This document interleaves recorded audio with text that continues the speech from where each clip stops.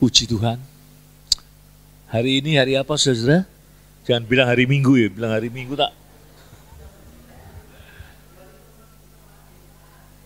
Karena itu temanya anugerah dalam kemerdekaan yang sejati. Dalam kemerdekaan bangsa kita ini pun banyak sekali anugerah Tuhan, saudara-saudara. Hal-hal yang kelihatannya kecil, tapi nampak penyertaan Tuhan. Ya. Tadi kita menyanyikan lagu Indonesia Raya. Semula lagu Indonesia Raya itu hanya dimainkan biola oleh Wage Rudolf Supratman.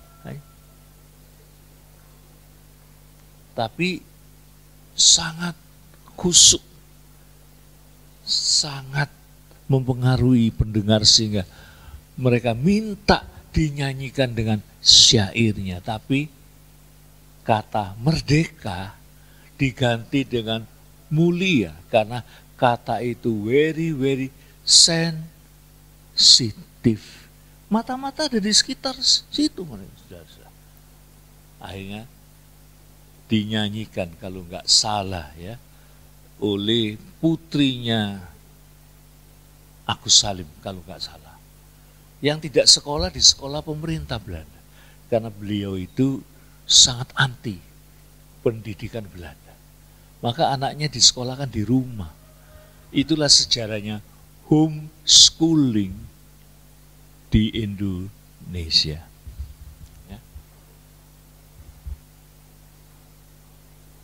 Yang bertanya, sudahkah kita dimerdekakan? Bukan hanya saya, komentar-komentar ya di YouTube, ya, dapat WA dari teman-teman. Sudahkah dimerdekakan? Ada seorang Madura, kiai sangat berani dan vokal. Penduduk, maaf dia sebut nama agamanya, ya. 80% gue. Tapi nggak ngefek untuk negeri ini. Karena negeri ini masih dijajah oleh korupsi.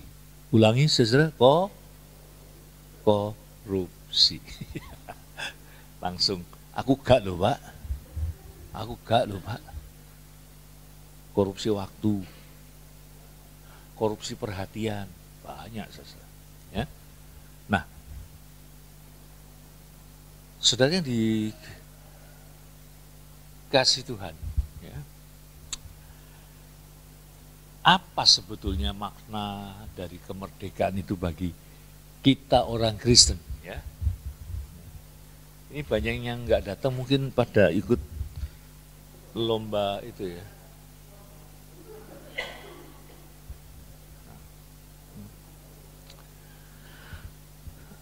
Kemiskinan, kebodohan, ya saudara. Di gereja sendiri, godaan membesarkan diri, godaan blok. Yang kaya, yang miskin, masih terasa saudara. Ya. Jumporen, iniren, meniren juga banyak saudara. Gimana bebas dari itu semua? Ya. Gereja-gereja, ya. Nah, jawaban saya tidak mudah. Ya. Kenapa? Kita buka Efesus 6 ayat 12 ya.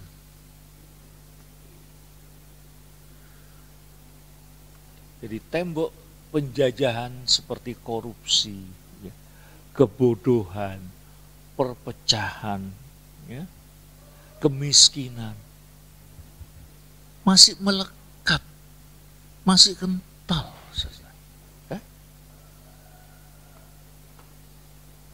Yang percaya pada dukun bisa melipat gandakan uang. Itu tidak hanya orang-orang yang beragama lain, yang Kristen juga banyak, saudara. Ya? Mari kita baca bersama. Kenapa kita susah lepas dari penjajahan tadi? Belum penjajahan pada diri sendiri. Apa? Dengki, iri hati, ya, gampang tersinggung. Ya. Ini saudara-saudara sebabnya. 1, 2, 3 kita baca. Karena perjuangan kita bukanlah melawan darah dan daging, tapi melawan pemerintah-pemerintah, melawan penguasa-penguasa, melawan penghulu-penghulu dunia yang gelap ini, melawan roh-roh jahat di udara di sekitar jenengan.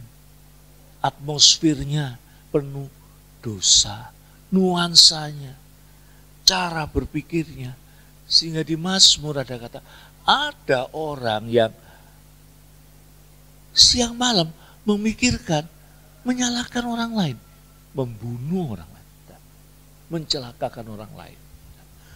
Yang kita lawan itu bukan tubuh dan daging, ya. Melawan Belanda, ya. Agresi militer 1 dan 2, ya. Itu pun masih jadi perdebatan karena Jenderal Spoor yang memimpin itu tadi katanya bukan dibunuh oleh gerilya, dibunuh oleh koncone dewe, karena dia termasuk salah satu mata rantai korupsi yang besar di kalangan Kenil, orang-orang Belanda. Ya. Musuh kita itu berat sekali, saudara-saudara, berat sekali. Ya. Tidak usah jauh-jauh lah kita. Ya.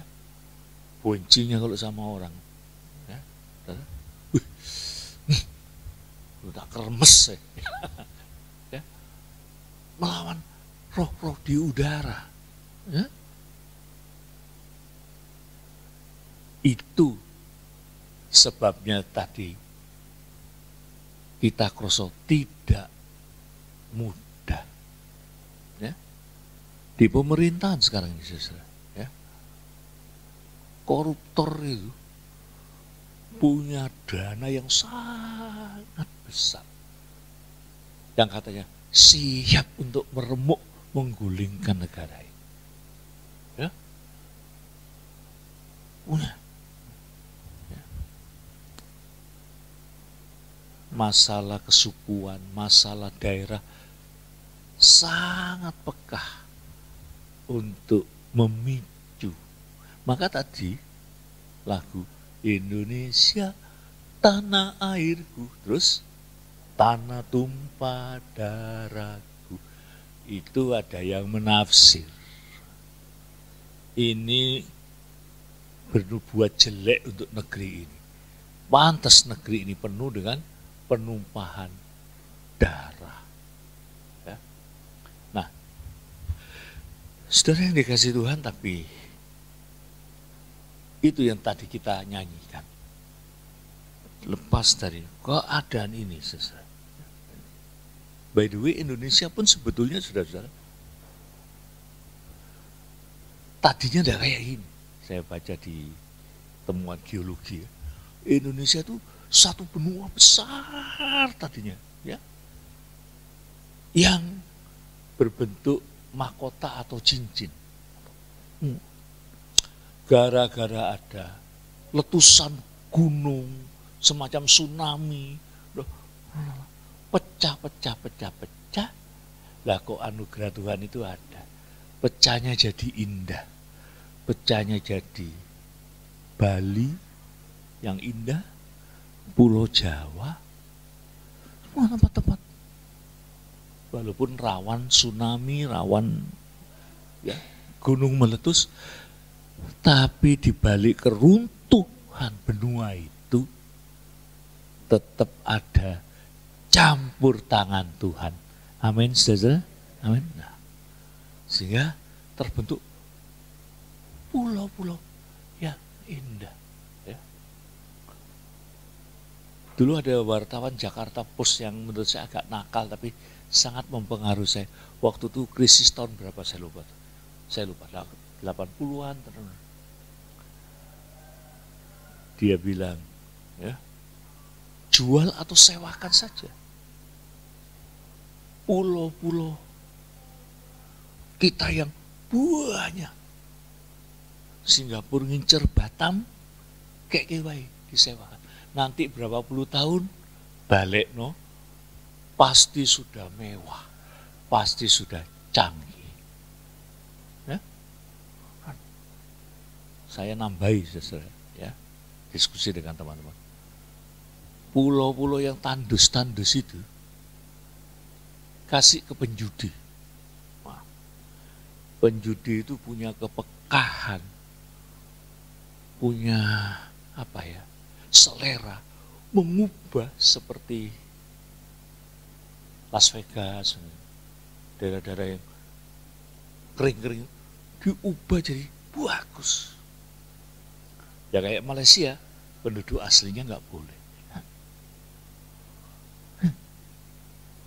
Yang tandus pulau.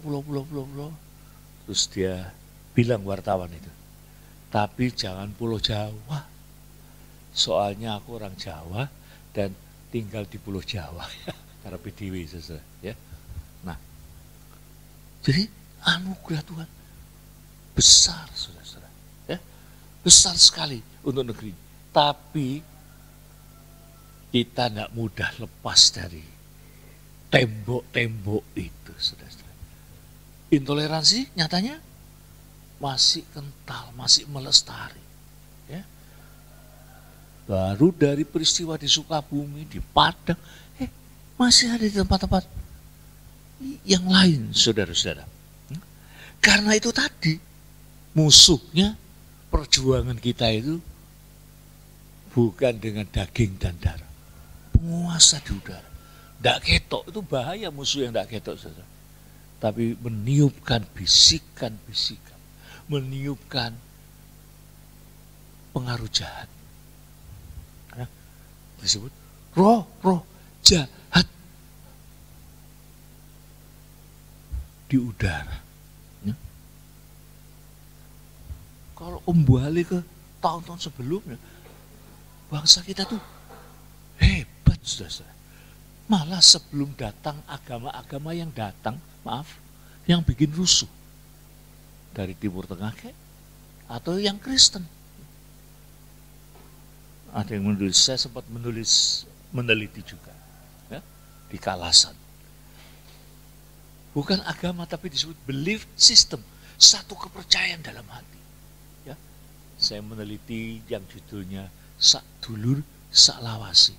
Itu kunci. Candi Kalasan, Candi Borobudur, candi-candi dibangun dengan tangan, sudah. Dengan tangan. Bangsa kita itu sudah punya nilai yang sangat tinggi. Dalam buku berbahasa Yunani, buku tentang dunia ini, disebut nama Javane. Ya. Bagus. Ya. Nah, melimpah, hebat. Belum ada bangsa lain. Dibangun dengan tangan. Ya. Apa nyeket kiboto nganggo ndok aku ora weruh. Ya. Tidak tahu saya. Tapi belum ada teknologi maju. Belum ada mesin-mesin. Walaupun mungkin korbannya banyak, ribuan. Tapi bangsa ini sudah memiliki sesuatu. Maaf, ditambah dengan datangnya orang-orang dari Cina, dari Yunan, makin pintar bangsa ini, ya. Bertani, bersawah, saling memberdayakan. Kenapa saya bilang saling memberdayakan? Ya. Saya rodok ngajar ini, karena dulu ilmu bumi mbek sejarah itu papat kabeh kan. Nggak pernah ya. Nah, tekan di mota. Pak Guru Nilali. Nah, sampai di mana tadi ya saudara ya? Duh. Hah? Apa? Oh, itu bukan itu, sebelum itu. Nah, jadi ada saling tukar, saling memberdayakan dari orang pendatang Tionghoa itu, ya, belajar bertani, ya, belajar membuat makanan-makanan yang menjadi kesukaan saudara itu, ya, bakmi, ya, puyung hai, ya, siomay, barongsai, citut ya, itu makanan-makanan. Ya. Mereka belajar membatik dari sini. Maka dulu, terutama di daerah-daerah keraton itu batik itu memadukan, ya, warna hitam mewarisi Jawa. Ya. Tapi di atas burung itu dikasih mahkota, ya, dan tubuhnya merah. Ya. Itu penelitian saya waktu saya menggarap disertasi di Solo. Ya. Saling memberdayakan, walaupun termasuk yang jelek-jelek, judi misalkan, ya, di kalangan keraton, arisan. Nah, saya ingat masa kecil saya dulu, saudara-saudara, dengan teman-teman tuh udah ada rasa perbedaan sama sekali, ya. Nah itu roh-roh di udara kalau sudah menyusup di pikiran, bahasanya intoleransi kayak, ya, rasis kayak, berbahaya saudara-saudara, berbahaya. Ya. Jadi saling curiga. Dulu tidak ada kecurigaan. Saya tidur sekamar dengan anaknya pemuka agama, baca komik bareng. Ya. Teman saya namanya Kristia Kartika, salah satu kepercayaannya Bu Megawati. Panggil saya, sing aku si Eli, awet dhewe sik cilik mbek. Aku pengen nang gereja karo papamu, izin mamamu dulu. Ya. Kita itu akrab sekali, saudara. Ya. Nah, kalau sudah roh-roh jadi udara itu berbisik di hati, mengolah pikiran kita, mulai aku nggak sama dengan mereka. Aku lebih, mau aku pribumi. Itu ada kerusuhan-kerusuhan itu, saudara. Toko-toko ditulisi milik pribumi, bis-bis milik pribumi, seolah-olah yang lain boleh dibakar. Kan enggak gitu, saudara. Nah, saya meneliti di Solo, ya, itu ada satu tempat, ya, yang orang Jawa dan orang Cina digambarkan seperti kue dari kacang, misalnya. Ya, apa sih namanya ya? Gulone gula Jawa, kacangi saka Cina. Ya. Dan orang-orang di situ kalau ditanya ngomongnya apa? Aku jabone tok Cina, jerone Jawa. Yang Jawa juga gitu, saudara. Ya. Ya. Saya senang kalau saya lagi penelitian jalan, kalau orang Jawa, Pak, mampir, ngopi nggih, Pak, ya, Pak, mau kemana? Kalau melewati yang perkampungan Cina, kok cari kontrakan ya, cari rumah ya kok ya, waduh, pikirannya bisnis, Pak. Ya. Oh, sini ada kok, sini. Waduh, luar biasa. Ya. Kalau di Jogja lebih payah lagi, ya. Penelitian keluar di tempat itu sudah banyak itu maklar percabulan ya karu-karuan. Ya, saya dengan teman saya Sostenes yang sekarang jadi di jalan keluar langsung ada yang nawari. Pak, ini ada Pak, bekas sultan Pak. Oh, raimu bekas sultan. Wah, banyak godaan. Ya. Saudara yang dikasih Tuhan, ya, itu disebut roh-roh jahat di udara. Itu kalau sudah masuk di dalam gereja, kayak sekarang ini di Jawa, wah, berat, saudara. Saya masuk gereja. Gereja saya yang paling bagus. Sekarang, ya. gereja yang punya talenta, pemusik, pengubah lagu, membuat lagu. Lagunya nggak boleh dinyanyikan oleh gereja lain. Dia pun nggak mau nyanyikan lagunya. Sekarang nyanyi, punya pencipta lain bisa kena fee, ya, bisa kena. Itu, saudara. Ya, saya kurang keras ya, saudara. Kok pada liar-liar? Kan sudah tak bilang kalau kurang keras kasih tanda. Ya. Susah karena itu lawan kita. Itu sebabnya kita melawannya juga dengan berdoa, saudara. Dengan berdoa. Ya. Mahasiswa saya di Sumatera bercerita tentang santet, beku ganjang, gak suka dengan orang. Maka waktu saya lewat ke arah namanya tuk-tuk, di situ ada rumah yang bekas terbakar. Ya?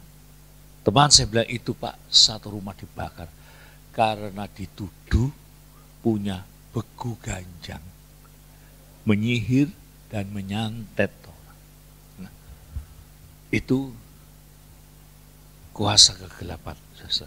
Ya. Kita satu ayat lagi untuk menambah itu. Kita baca di Roma 6. Roma 6 ayat 1.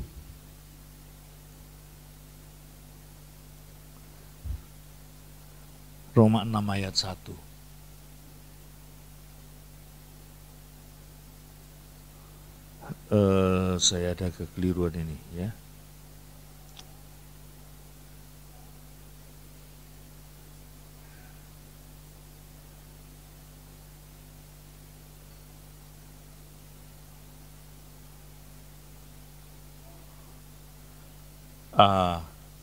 Kita abaikan ayat itu ya, tapi ada satu ayat di Roma 6, saya salah ayatnya.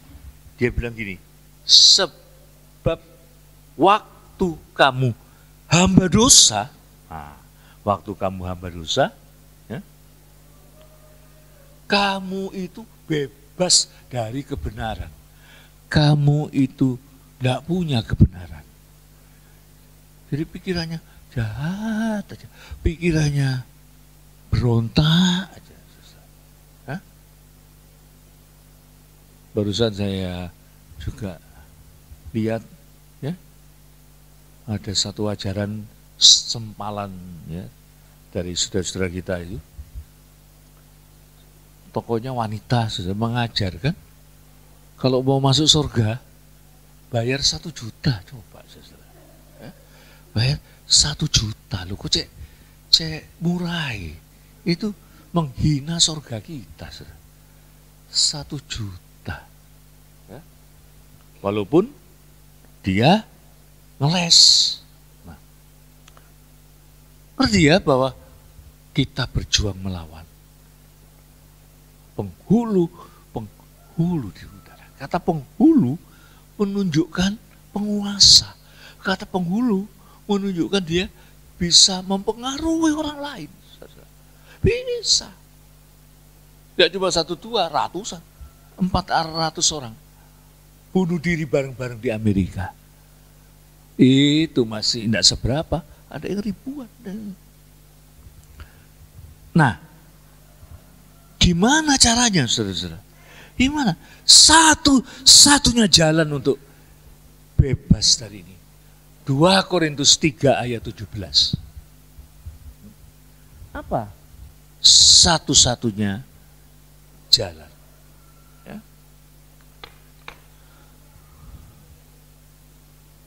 Ini yang tadi ayat 20 ya. Nah,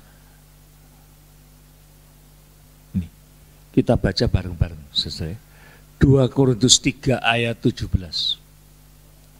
1, 2, 3. Yang keras, saudara. Ya. Sebab Tuhan adalah roh, dan di mana ada roh Allah, di situ ada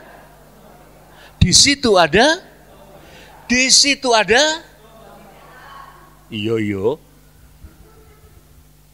Nah, itu satu-satunya. Bukan cari orang pinter. Ya. Satu-satunya roh. Roh itu sangat menjunjung tinggi kemerdekaan sehingga pemazmur, di mana aku mau lari? Ke atas roh sudah ada dan menanti. Sampai ke bawah, kemana? Ada kebebasan. Dulu gereja Pantekosta dinyek karena dianggap kelewat bebas. Kelewat bebas. Apa? Bar nyanyi-nyanyi, nangis, nyanyi meneh. Kaya wong sutris. Ya. Di mana ada roh Allah? Di situ ada kemerdekaan, betul saudara. 2-3 orang berkumpul, ada roh Allah. Tidak ada iri hati. Tidak ada gosip-gosip. Maka kalau kita merdeka, yang kecil-kecil aja dulu saudara. Merdeka dari ngegosip. Merdeka dari berpikir buruk tentang orang lain. Yohanes 15 tentang pokok anggur dipotong. Potong kecurigaan kita. Potong ngegosip kita. Ya. Ada grup penyanyi true worshiper. Ada juga di gereja true gossiper. Mudah-mudahan bukan saudara anggotanya. Ya. Termasuk pemborosan yang tidak perlu, potong, pangkas. Di situ ada kemerdekaan. Orang-orang Pentakosta mengartikannya dengan menyanyi bebas, penyembahan bebas, lompat-lompat, tumbang-tumbang. Ya. Jadi dulu kalau KKR, kalau maju ke depan, mesti di belakang ada kipernya, ya. Takut kalau tumbang kegerodak. Itu satu-satunya jalan. Roh, kembali kepada roh. Maka banyak berdoa. Mungkin ini kelemahan kita. Ya. Saya sudah berapa kali ingin kita ada komsel, ada ibadah doa. Doa. Ojo jawab, saya udah doa Pak. Doa di kamar. Kita semua doa. Tapi persekutuan itu, di tengah-tengah persekutuan seperti di Kisah Rasul, mereka berdoa. Tiba-tiba ada suara roh. Bahasa terjemahan lama dulu. Singkirkanlah Paulus dan Barnabas untukku. Jemaat dengar. Jadi waktu Paulus dan Barnabas pergi, nggak ada yang komplain. Gembala kok keluyuran. Gembala kok plesirai gawean. Nggak ada yang malah mendoakan. Doakan saya nanti hari Rebu, ya. Saya berangkat tanpa bugem, ya, tanpa istri. Saya bilang, lu tega ya nanti di kamar aku didik dep, kono uongi. Ya. Saya ini utusan saudara. Maka jemaat yang benar bukan gini. Duh, gembalanya metu wae. Ya.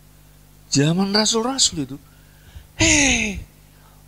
pilihlah 6 orang supaya kami ini bisa mengabarkan Injil, bisa konsentrasi, bisa melepaskan kuasa-kuasa. Pilih yang bagian besuk, ngatur uang, ngatur itu kalau ada yang ulang tahun, itu jangan pendeta. Biar pendeta berdoa. Doanya lintas jemaat. Tiap malam itu Pak Sulis dari Madura minta doa, saudara. Ya. Pertama saya nggak begitu ceto omongannya. Ya. Tiap jam 7, nah, ya. Bisa saya tidur. Lu aja yang doa. Masuk gembala nggak mau doakan. Saudara. Lintas doa, itu rasul-rasul. Sehingga perintah, sehingga platformnya sampai ke ujung-ujung bumi terpenuhi. Saudara berterima kasih. Kenapa? Saudara sekarang duduk mendengarkan Injil, itu ada orang yang dipanggil untuk pergi ke tempat-tempat yang jauh. Amin, saudara. Itu. Jadi saya ke Kalimantan, saya utusan saudara-saudara juga. Ya, utusan. Doakan. Masalahnya kita itu, kalau berdoa yang untuk penginjilan, itu suaranya datar, perasaannya pun datar. Lain kalau doa itu anakmu sakit. Lain kalau bojomu di gondol wiwi gombel, nangis. Tapi kalau untuk penginjilan, untuk pekerjaan Tuhan, biasa tok dalam doa syafaat. Paulus cek kepingin ini pergi ke Roma. Aku telah mendengar tentang imanmu. Wih, jemaat Roma susah. Tidak ada yang santai. Ibadahnya di katakombe, kuburan-kuburan.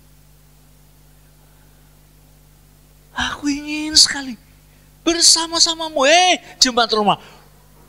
Aku mengkuatkanmu. Aku pun ingin dikuatkan olehmu.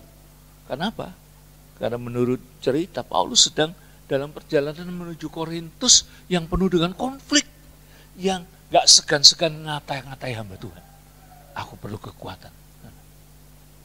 Tapi gagal Paulus ke sana. Tapi betapa aku ingin saling mendoakan. Aku ingin menjumpaimu supaya aku dapat mengkuatkan. Dan engkau yang sudah terkenal kemana-mana. Bukan terkenal karena namanya, bukan terkenal karena gereja. Imanmu. Sekarang orang butuh terkenal apa, saudara? Jumlah anggotanya. Ya, kerennya, keren. Tuhan tidak ngitung itu. Tuhan itu kesungguhan kita. Tahun 80-an saya ke Sumba, ke Wengapu. Ya, saya sudah ceritakan di Rebu. Ya. Saya diajak berkeliling oleh teman saya. Ya. Daerah-daerah. Ada satu daerah, saudara. Setiap daerah, itu rumahnya sama. Saya ingat pengalaman seorang misionaris, ya, salah ngomong, salah noto raut muka, bisa mati loh. Ya. Itu prianya bawa golok semua. Aduh. Tapi saya ingat bahasa senyum terjadi. Sampai rumah malam pipiku gak bisa diatur, keju. Nah, di satu tempat saudara, pendeta Andreasani teman saya bilang, ini gereja Kristen Sumba, Protestan, bukan gerejanya orang Pantekosta, Protestan, deles. Itu jam 3 pendetanya naik pohon untuk teriak, kayak Tarsan itu, memanggil jemaatnya berbakti. Apa kayak gereja kayak gini Tuhan tidak cinta? Cinta. Mas. Bukan diri sendiri. Wah, sekarang ini ngeri. Menjatuhkan orang. Ya. Saya punya teman Katolik. Di gereja Katolik tidak ada kasus. Ada. Cerita tentang detektif Matahari yang menyelidiki kasus di katedral di Jakarta. Di bawah itu banyak tulang-tulang bayi-bayi. Tapi dia bilang, tapi kalau ada gitu-gitu, segera ditutup.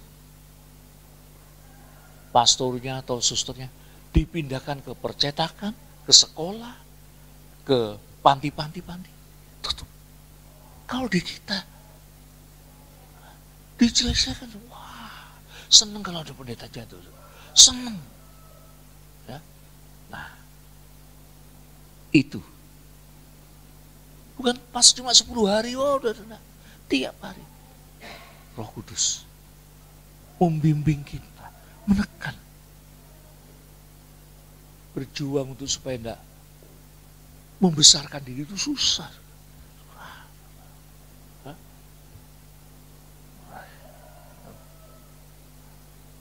Nah, awet nggak ini janji ini? Awet nggak? Apa jaminannya? Sangat awet karena jaminannya adalah seperti Magna Carta, piagam pembebasan. Sudah tahu Magna Carta dari Inggris, itu piagam pembebasannya Inggris. Amerika punya, apa saudara Amerika? Ya? Declaration of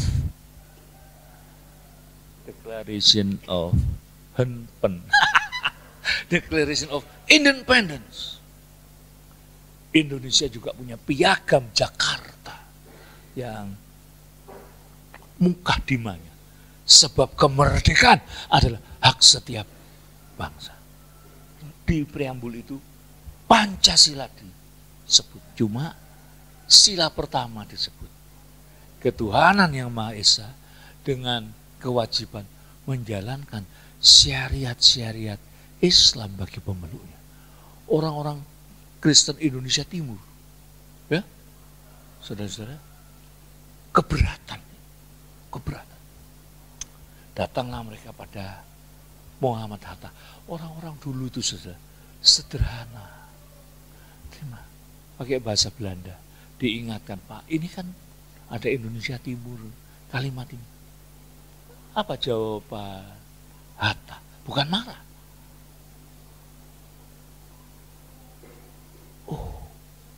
Salah, lupa. Maka diubah, saudara. Ubah. Ada yang marah, ya pihak-pihak. Ya. Saya pasti Petamburan tidur, ada pengajian hari Jumat. Pendakwanya dibilang, saudara-saudara, kenapa kemerdekaan kita jatuhnya hari Jumat? Itu sudah rencana Allah. Jumat untuk menuju negara Islam loh. Ya.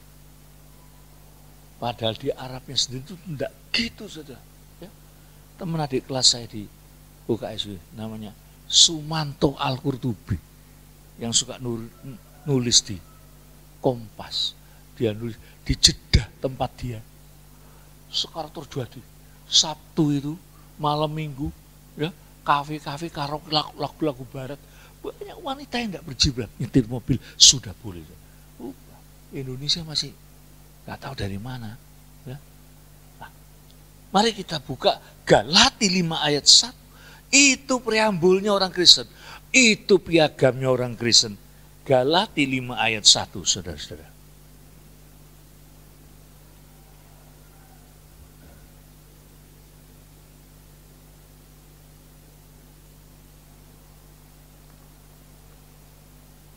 Kita baca lagi, saudara, saya disuruh keras, saudara sendiri membeli suaranya, ya, 1, 2, 3 yang keras, supaya kita sungguh-sungguh merdeka.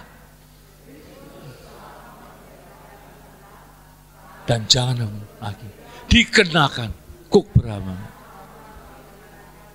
perambahan, supaya kita sungguh-sungguh merdeka. Juga bisa demikianlah kita sudah merdeka. Ini maklumat, ini piagam, ini statement, ini deklarasi, saudara-saudara. Kemerdekaan kita. Ya. Dan sebelumnya, Galati 4 ayat 4, dasarnya ini apa, saudara? Dasarnya Kristus datang ini adalah Galati 4 ayat 4. Ya. 1, 2, 3. Tetapi setelah genap waktunya, maka Allah mengutus anaknya yang lahir dari seorang perempuan dan takluk kepada hukum Taurat. Setelah genap waktunya, yang lain-lain itu difuri dulu. Karena Kristen itu agama yang masih muda sebetulnya dibandingkan Taoism, Konfusianisme, Buddha, Hindu, Zoroaster, Manikeisme. Sudah lebih dulu. Tapi itu masih umum. Tapi setelah genap waktunya, ya, ini Yesus Kristus, sumber piagam kemerdekaanmu itu. ingat Kristus. Tega. Ya. Jadi kalau kita mau marah banget, cepat-cepat alihkan. Siapa yang tidak bisa marah? Jangan sampai menjadi roh akar pahit, marah. Ya.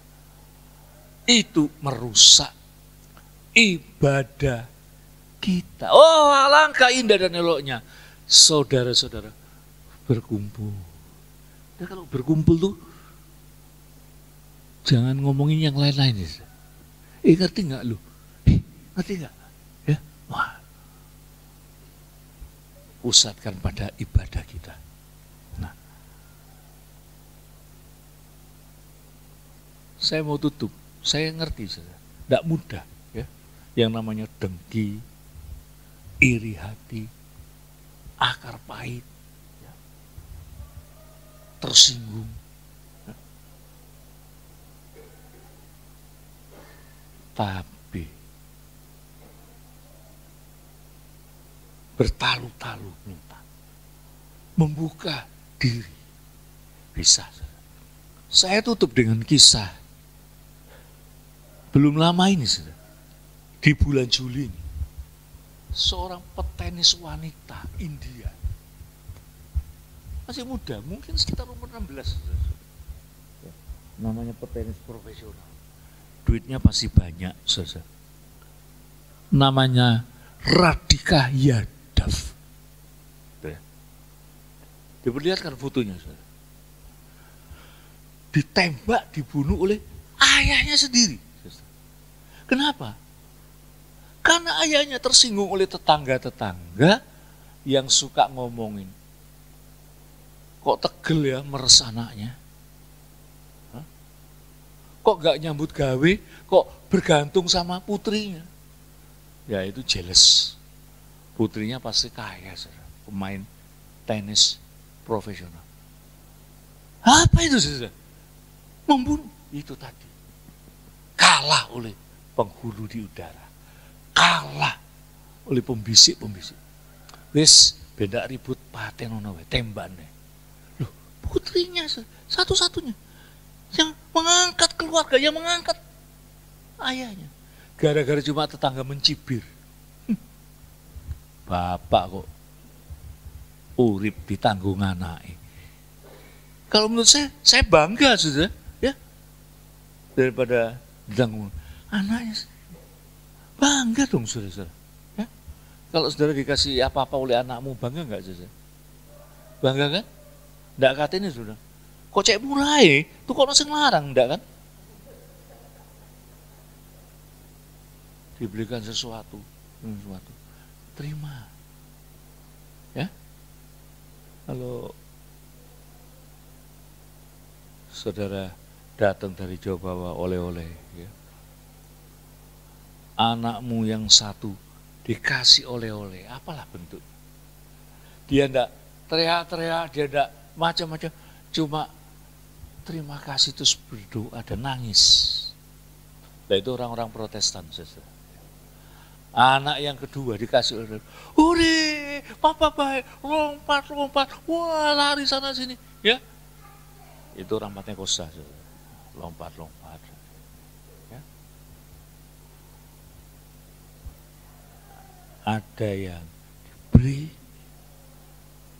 mengucap syukur pada bapaknya, dia bersaksi ke teman-temannya.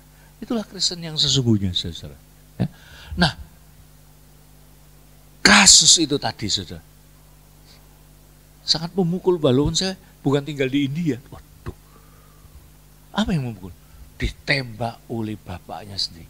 Kalau setan sudah bekerja, enggak pilih-pilih. Apa ya sendiri? Belum peristiwa-peristiwa ayah kandung memperkosa anaknya di bawah umur. Setan. Gimana kita bebas? Gimana, saudara? Gimana? Ya, saya pernah mendengar di Wengapu ada pendeta dari Ambon. Walaupun saya setengah nggak percaya.